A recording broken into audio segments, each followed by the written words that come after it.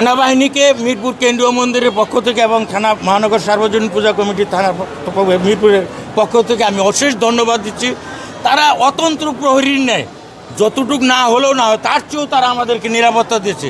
শুধু সেনাবাহিনী না, আইন শৃঙ্খলা রক্ষাকারী প্রত্যেকটা সেক্টর পাশে আমি প্রত্যেক মিডিয়ার কর্মকর্তা কর্মচারীদেরকে অশেষ ধন্যবাদ দিয়ে আপনারা আছেন বলেই আমাদের সুখ দুঃখ আপনারা প্রতিটি বিশ্বের প্রতিটি মানুষের কাছে তুলে ধরতে পারছেন।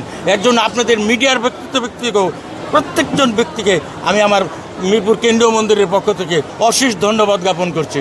আপনারা আছেন বলেই আমাদেরকে তুলে ধরতে পারছেন।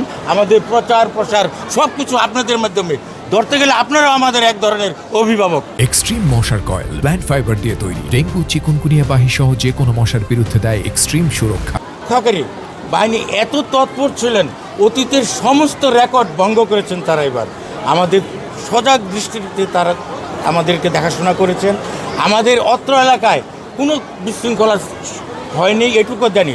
তবে দূর দূরান্ত দিয়ে কিছু খারাপ সংবাদ শুনতে পাই। যখন এই সমস্ত সংবাদ শুনতে পাই তখন আমাদের মতো সাধারণ ভক্তদের হৃদয়ে রক্তক্ষরণ হয়।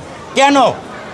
মন্দির মসজিদ পেগোড়া থাকবে উন্মুক্ত, এখানে সবাই আসবে উন্মুক্ত মন নিয়ে আরাধনা করবে, কিন্তু আমার পিছনে যখন আইন শৃঙ্খলা রক্ষাকারী বাহিনী থাকে তখন মনটা আমার পিছনে পড়ে থাকে। কেন? আমি মায়ের নিকট আরাধনা করি, মাগো তুমি আমাদের বাংলাদেশ তথা সারা পৃথিবীর মানুষের মনের পরিবর্তন করে দাও। আমরা যাতে সকলে হাত একত্র করে ভ্রাতৃত্ব বন্ধনে আমরা এই পৃথিবীটাকে আরও শান্ত এবং সুন্দর শান্তির নীড় গড়ে তুলতে পারি। মায়ের কাছে এটাই আমার কায় মনোবাক্যে প্রার্থনা করছি। আর আজকে আমি ভক্তদেরকে বলবো, অতীতের পাওয়া না পাওয়া সকল দুঃখ যন্ত্রণা ভুলে গিয়ে আসুন আমরা সকলে হাতে হাত মিলে একত্র হয়ে বাংলাদেশটাকে সুন্দরভাবে পৃথিবীর মানচিত্রে একটা উপস্থাপন করি যে না, বাংলাদেশ সুজলা সফলা শস্য শ্যামলায় পরিপূর্ণ হয়ে গেছে এবং বাংলাদেশের আনন্দমুখর পরিবেশ যত পৃথিবীর প্রত্যেকটা দ্বারে দ্বারে সমীরণ বাতায়ন পথে প্রবেশ করে, এটাই সৃষ্টিকর্তার নিকট কামনা করছি।